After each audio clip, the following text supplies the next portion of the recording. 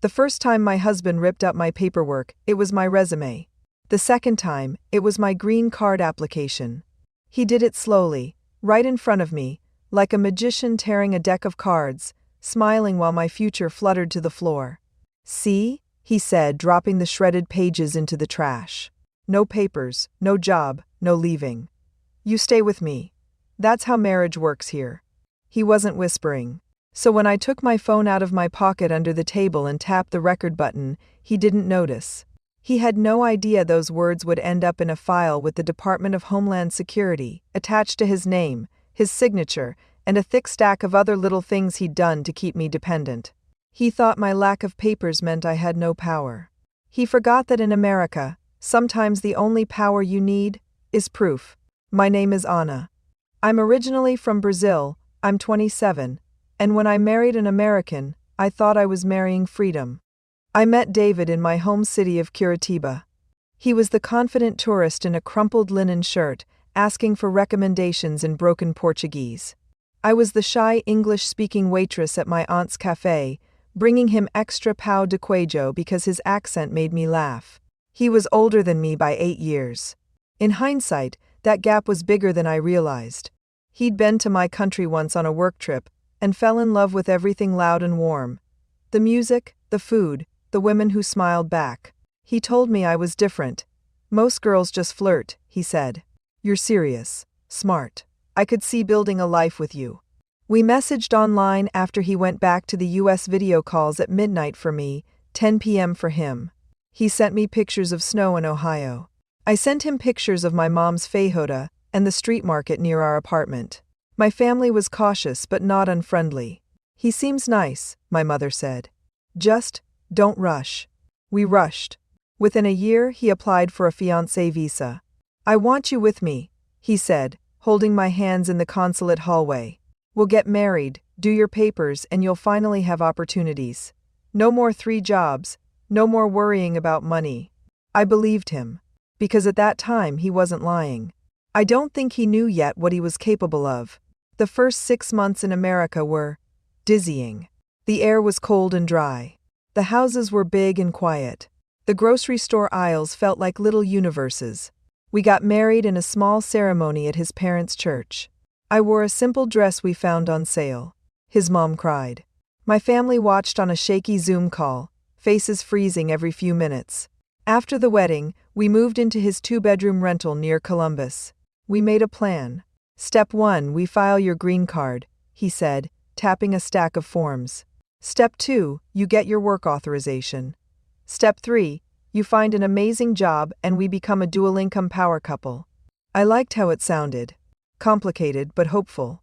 The process was a maze of acronyms, but he said he'd handled all the paperwork. "I'm good with forms," he said. "You just sign where I tell you." I didn't question it. He was the citizen. The one who knew how things worked here. We mailed the first packet. I kept the receipt like it was gold. A few weeks later, I got a notice with my case number. "See?" he said, waving it like proof of his competence. "Told you. We're on our way." He put the letter in a drawer.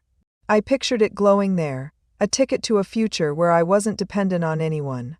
For a while, everything was sweet. We set up streaming accounts. I decorated the apartment with cheap plants. He taught me to drive in empty parking lots. He also started making jokes about immigrant wives. "American girls would have left me already," he'd say when I complained about his socks on the floor. "Good thing I imported one who actually needs me." I'd laugh. Because I thought it was, I didn't know yet how literal he meant it. The first red flag came in the form of a job posting. I'd been in the US about 8 months. Our initial application was still pending. I wasn't allowed to work yet, my work permit was stuck somewhere in bureaucracy. So I filled my days with English practice, online courses, household stuff. One afternoon, I saw a job listing for a bilingual customer support position at a small tech company downtown. "Must be authorized to work in the US," it said. I sent it to David anyway. "Something like this would be perfect once my permit comes," I wrote. He came home that night with takeout and my printed resume in his hand. "I edited it for you," he said. He'd cut things out. My college degree. A 6-month internship I'd done in Brazil. "You're overselling yourself," he said when I pointed it out. They'll think you're lying. Better to keep it modest. He tossed the old version in the trash. Let me handle these things, he added. I know what works here. My stomach twisted. It was a small thing. But it was the first. The bigger things started when money got tight. David worked in sales for a logistics company. His paycheck was decent when commissions were good. When they weren't, bills stacked up. He started hinting that I was expensive. Plane tickets to bring you here, USGIS fees, the wedding nah, he'd say, staring at our credit card statement. You're an investment, sweetheart. You've got to start paying off. I'd remind him I wasn't legally allowed to work yet. He'd sigh in this exaggerated way and say, You're not trying hard enough. Other immigrant wives I know found ways to make money under the table. I don't want to do anything illegal, I'd say. He'd roll his eyes. Cute how you think this system cares about you, he'd say. Without me, you're gone in 90 days. Remember that. The first time he said that, I laughed nervously. Don't joke, I said. We filed the papers. He shrugged. As long as I don't withdraw my sponsorship, he said. That's the key. I didn't know then that sponsors can't just cancel you easily once you file. But even if I had, it wouldn't have mattered. What mattered was that he thought he had that power. And he liked it. Our first big fight about the green card happened about a year in. I still hadn't received my work permit. Processing times were slow, we'd moved addresses once, maybe something got lost. I started calling the USCIS customer service line on my own. Long holds. Confusing answers. Your case is delayed for background checks. Your mail was returned undeliverable. Please submit a change of address form again. Every time I came back with questions, David got annoyed. Stop messing with it, he said. You're just going to make it worse. I told you I'm handling it. But nothing is happening, I said. Other people in my online group already had their interviews. Some already have green cards.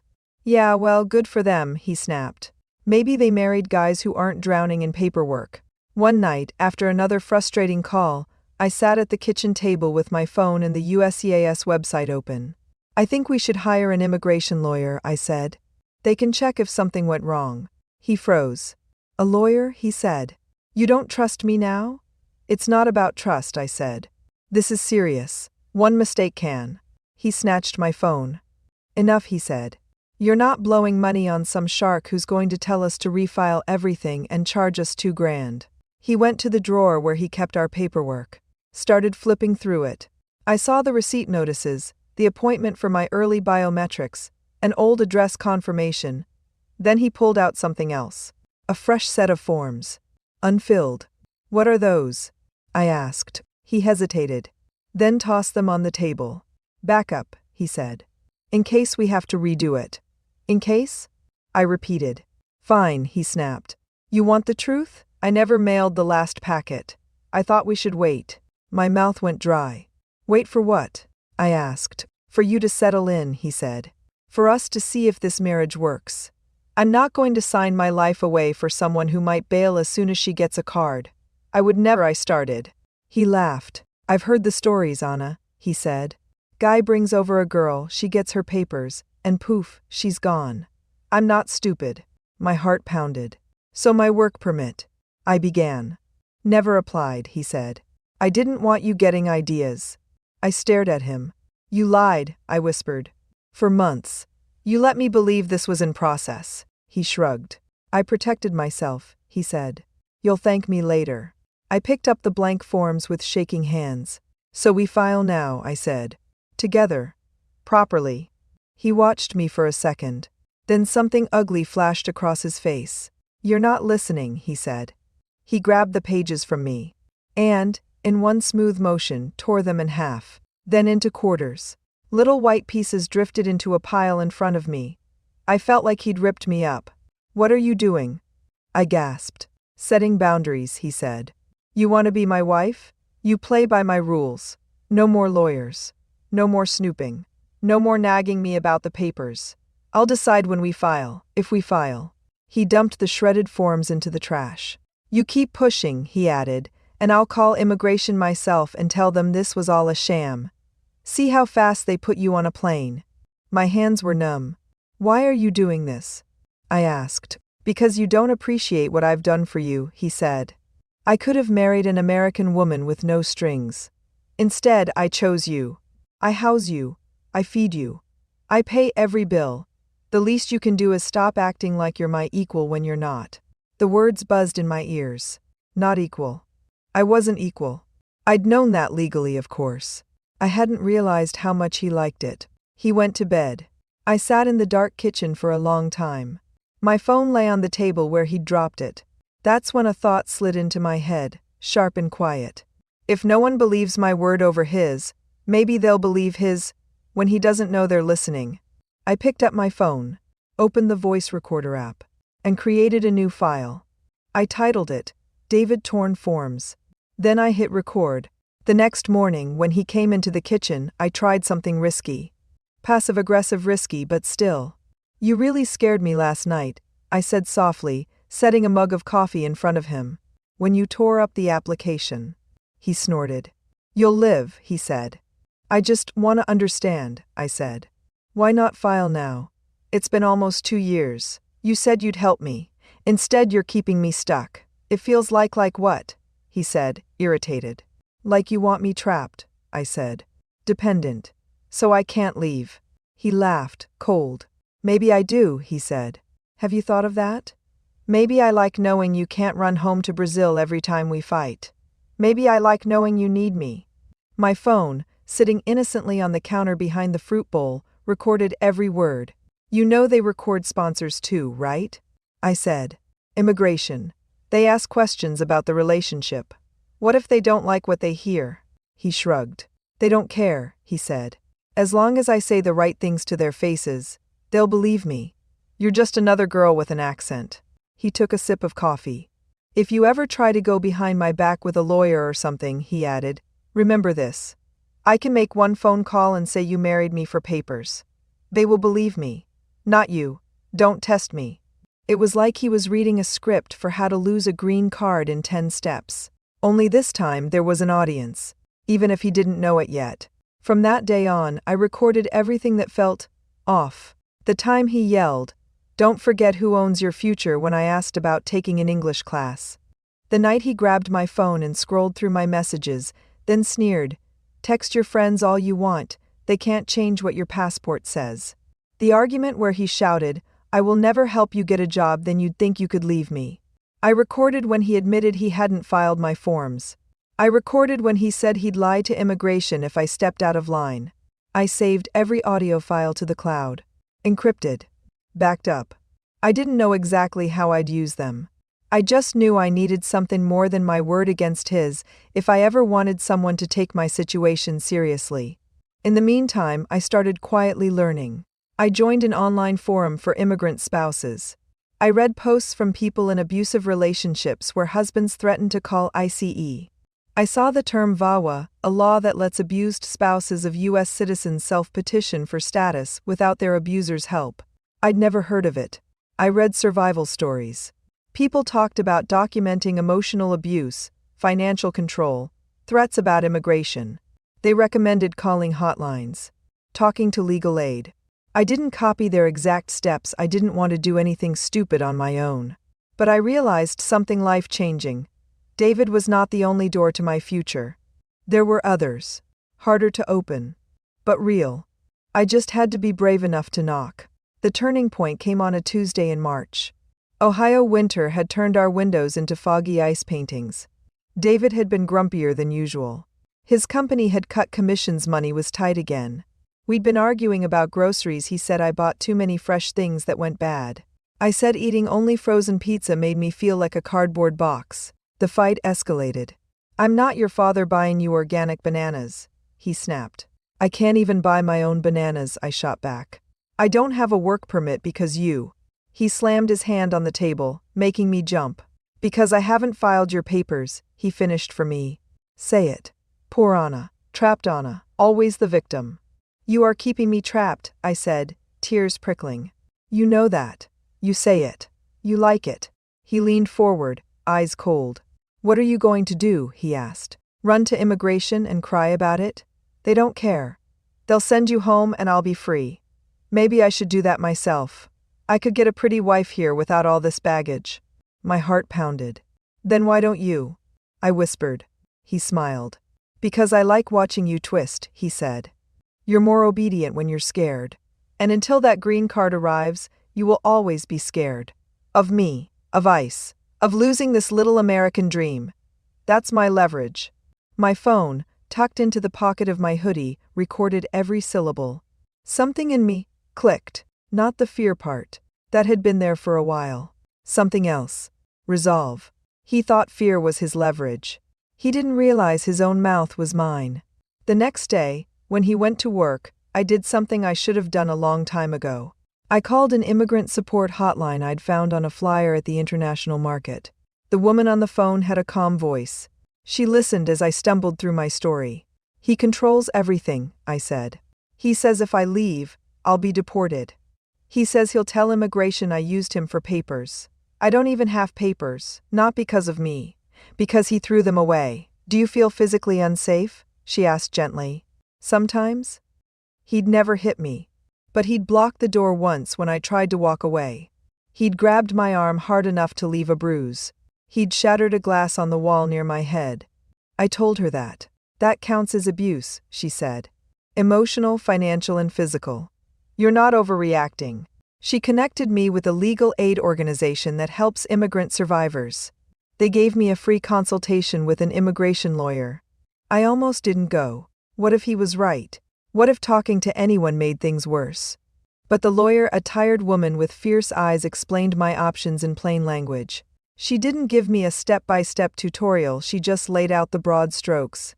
There is a way for an abused spouse of a U.S. citizen to apply for permanent residence without the citizen's participation, she said. You'd need to prove the relationship was real and that you've experienced abuse. Documentation helps: recordings, texts, photos, any police or medical reports if you have them. I thought of the audio files, the shredded forms, the threats. The bruise on my arm from last month I'd photographed just in case. I have some of that, I said quietly. She nodded. We can't promise outcomes, she said. The process is slow and not easy. But you are not trapped just because he refuses to file. And you are absolutely allowed to leave an abusive marriage without being deported just for that. Tears I didn't know I was holding back spilled over. Even if he tells them I used him? I asked. Especially if he tells them that, she said. His threats and sabotage are exactly the kind of behavior that matters. You document. We present. You let immigration decide who's telling the truth. I walked out of that office with a folder in my bag, and something new in my spine. Not just fear. Hope.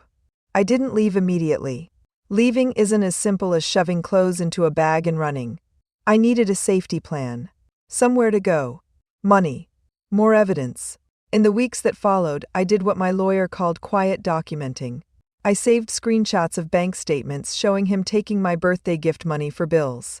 I kept the text where he said, "You don't need friends. You have me.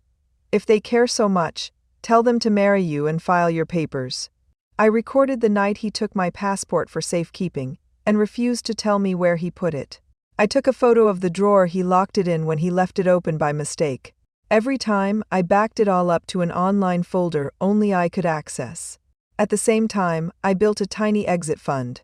The immigrant support group helped me open my own bank account with my passport copy and their letter.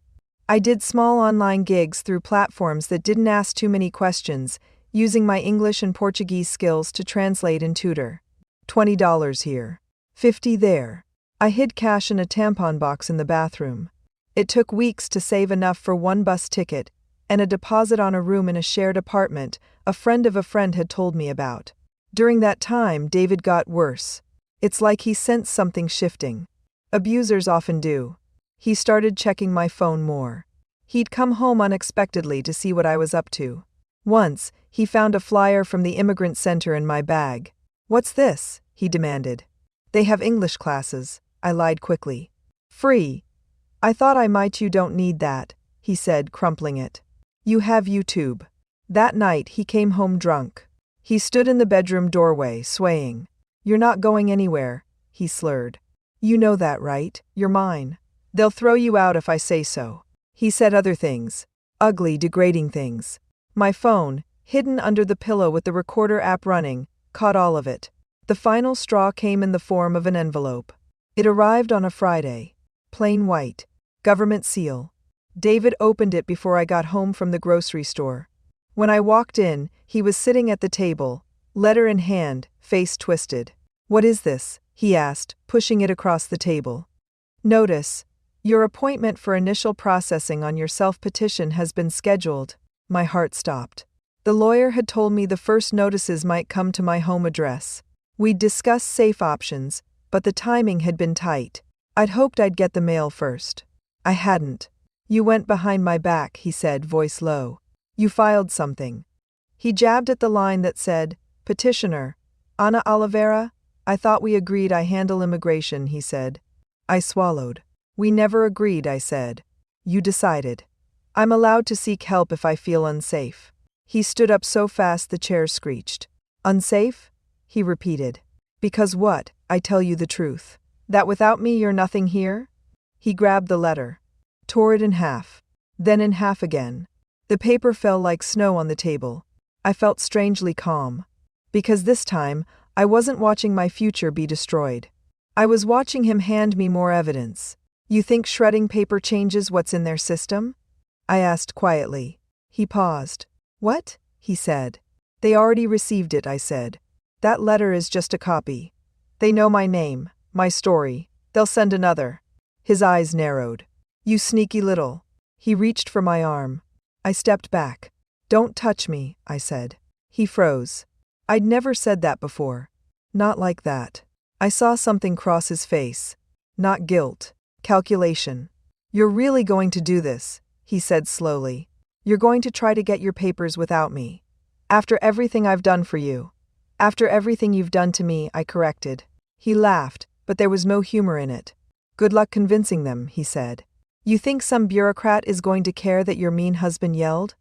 They'll see a convenient little immigrant trying to game the system." I smiled. It probably looked a little unhinged. "Maybe," I said. "Or maybe they'll hear you say that yourself." His brow furrowed. "What are you talking about?" he asked. I pulled my phone from my pocket. Opened the recorder app. Pressed play. His own voice filled the kitchen. "Maybe I like knowing you can't run home to Brazil every time we fight. Maybe I like knowing you need me. Until that green card arrives, you will always be scared. That's my leverage. Then, I will never help you get a job, then you'd think you could leave me. Then, I haven't filed your papers. I thought we should wait." His face drained of color. "Turn that off," he said. I let it play a second longer. I could call immigration myself and tell them this was all a sham. See how fast they put you on a plane. Then I stopped it.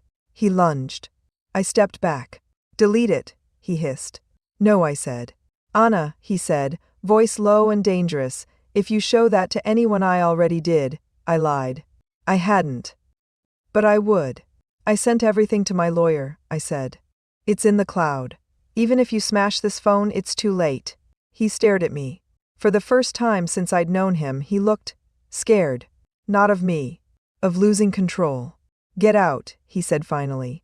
"If you hate it here so much, get out of my house." I held his gaze. "Okay," I said. I left the next morning. Not with a dramatic suitcase down the stairs exit. Quietly. While he was at the gym. My backpack and one duffel. The emergency cash from the tampon box. My passport copy and important papers. I left the recording files syncing to the cloud from my laptop. I took a bus to the address the advocate had given me. A safe house for immigrant women. They greeted me with warm coffee and a stack of forms. I cried when I saw the bunk beds. Not because they were small. Because they were mine. No one could cut these up. From there, things moved in slow, bureaucratic waves. My lawyer officially filed my self-petition under the provision for abused spouses. We updated my address to the center. Every notice that came after that bypassed David. We sent in the recordings. Transcripts. Affidavits from the counselor at the center who met with me. We didn't need every detail, just enough to show a pattern. Control. Sabotage. Immigration doesn't care about every fight. They care about abuse. We let David tell that story himself. In his own words.